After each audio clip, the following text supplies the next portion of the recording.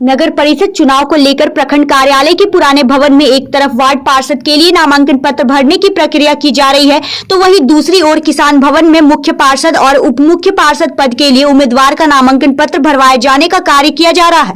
बीते 2 दिनों से मुख्य पार्षद और उप मुख्य पार्षद के लिए नामांकन पत्र भरने वाले उम्मीदवार की संख्या शून्य रही, तो वहीं गुरुवार को यानी नामांकन के तीसरे दिन अलग अलग प्रत्याशियों ने मुख्य पार्षद और उप मुख्य पार्षद के लिए अपना अपना नामांकन पत्र दाखिल किया। जानकारी देते हुए विशेष सहायक निर्वाची पदाधिकारी सह वीडियो दीपेश कुमार ने बताया कि गुरुवार को मुख्य पार्षद में एकमात्र प्रत्याशी संजय कुमार सिन्हा ने अपना नामांकन पत्र दाखिल किया, तो उप मुख्य पार्षद में भैयालाल माथुरी तथा विपिन कुमार ने नामांकन पत्र दाखिल किया।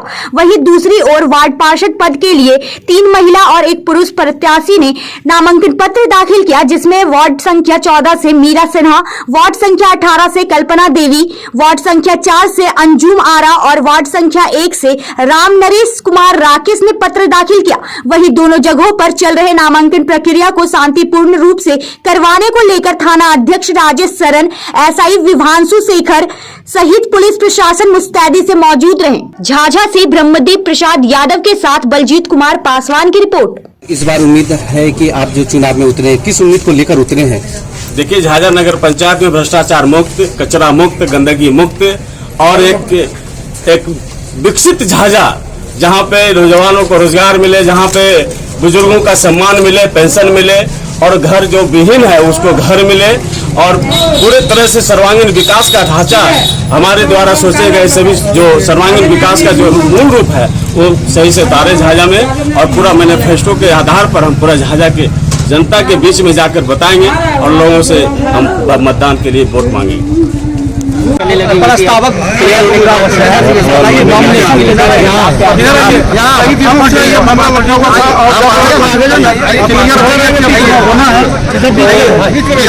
जा रहा है कि जनता का भरपूर समर्थन लोगों को मिलेगा। जनता हम लोगों के कार्य को देख चुकी है और इसलिए मैं पूर्व में भी उपाध्यक्ष रहा, परंतु इस बार अपना त्याग करके, अपने विचारों को त्याग करके कि मुझे चुनाव नहीं लड़ना है और अपना भरपूर समर्थकों के साथ, मुन्ना सिन्हा जी के साथ में रहा, संजय सिन्हा जी के साथ, और मुझे पूरा उम्मीद है कि जनता भी मेरे इस समर्थन, मेरे अपील का पालन करेगी और इनको अपार बहुमत से विजयी करेगी। देखिए, झाझा में कालांतर में कई समस्याएं हुई है और उन समस्याओं को दूर करने के लिए काफी बढ़िया प्लान है हम लोग के पास और इस मामले में मुझे पर्याप्त अनुभव है।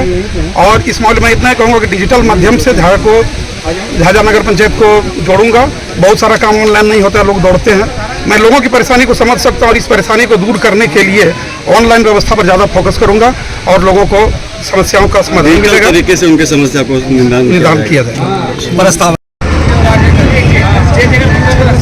भैयालाल माथुरी, चुनाव की तैयारी पूरी जोर शोर से चल रही है, आप लोग का क्या कहना है?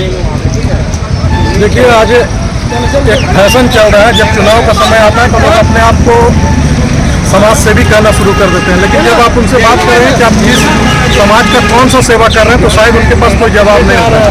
लेकिन इन सबसे अलग हटकर हमारे भैयालाल जी जो है अलग है, ये हमेशा समाज के साथ रहते हैं और समाज में लोगों को जिस ढंग की सहायता की जरूरत होती है उन तक सहायता पहुँचाते हैं और हर समय, दिन हो रात हो, सुबह हो शाम हो, हर समय ही सक्रिय रहते हैं और लोगों को सहायता करते हैं। आप क्या बताना चाहते हैं भैयालाल माथुरी? भैयालाल हमारे बहुत बढ़िया उम्मीदवार है, इनको जिताना अनिवार्य है। ये समाज का सेवा भी कर सकते हैं। ये हम लोग का बीजेपी के नरेंद्र मोदी का, हम लोग का पार्टी का आदमी है। इनकलाब जिंदाबाद, जिंदाबाद, जिंदाबाद, इनकलाब जिंदाबाद। कैसा होगा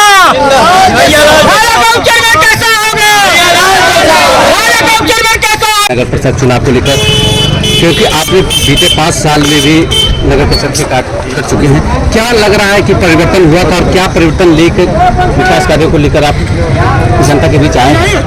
देखिए, मेरा उपलब्धि ही 2002 और 2007 मेरा पहचान ही बना 2002 और 7 का कार्यकाल। मैंने बहुत विपरीत परिस्थिति में झाझा को विकास करके दिखाया।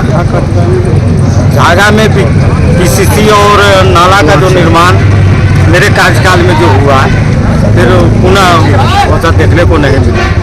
और किन बिंदुओं को आपने देखा कि नगर विकास, नगर परिषद कार्यालय के द्वारा कार्य नहीं किया गया? कई ऐसी चीज है जो आपने देखा होगा? ऐसा कोई भी कार्य हो जो गिनाया जा सकता है कि किया। जल नल का योजना विगत 6 साल से चल रहा है।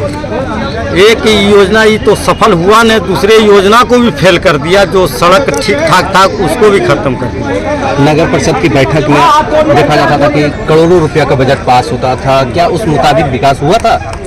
विकास क्या हुआ? विकास का जो नाला का पैसा है तो सब खरीद फरोख्त में गया, सामान खरीदो यह खरीदो। और अब क्या लगता है कि अगर आप चुनाव जीतने के बाद स्थिति क्या होगी? सबसे पहले मैं सभी सम्मानित जनता से आशीर्वाद चाहता हूं और मैं उनसे अगर आशीर्वाद प्राप्त होता है तो निश्चित तौर पर जो जल नल की जो व्यवस्था गड़बड़ है सबसे पहले दुरुस्त किया जाएगा और जितने भी सड़क और नाला क्षति हुआ है जल नल के कारण उसे तुरंत दुरुस्त किया जाएगा। एक चीज़ और है, यहाँ के युवाओं का खासकर बहुत पुराना मांग था। आप पूर्व में भी आपके पास ये जब आप थे कार्यकाल में तो ये भी एक मांग था कि यहाँ लाइब्रेरी के लिए जो मांग उठ रही थी वो मांग रुक गई थी। आप लोगों को पता होगा कि लाइब्रेरी के लिए एक प्रस्ताव हमने रखा।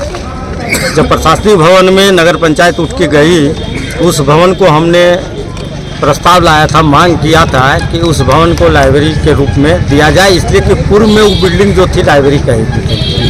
तो हम बोले पुनः उसको लाइब्रेरी में स्थापित किया जाए और मेरी सोच है कि प्रत्येक वार्ड में इस बार एक क्लब का निर्माण हो जिसमें लाइब्रेरी और खेलकूद का बढ़ावा मिले। एक चीज़ और है कि नगर पंचायत का जो पुराना भवन है उसे शादी समारोह के लिए बना दिया गया है, लेकिन उसका उपयोग नहीं हो रहा है, ऐसा क्यों? वो तो एक डेंजरस का जोन है, शादी ब्याह में भीड़ जो है वो उससे मुताबिक लायक भी नहीं, वो कमजोर बिल्डिंग। फिर उसे कैसे घोषित कर दिया गया था कि ऐसे शादी ब्याह में? अब वो तो जाने नगर पंचायत चलिए किस ढंग से किया गया है, आप उसको मुआयना कर सकते हैं।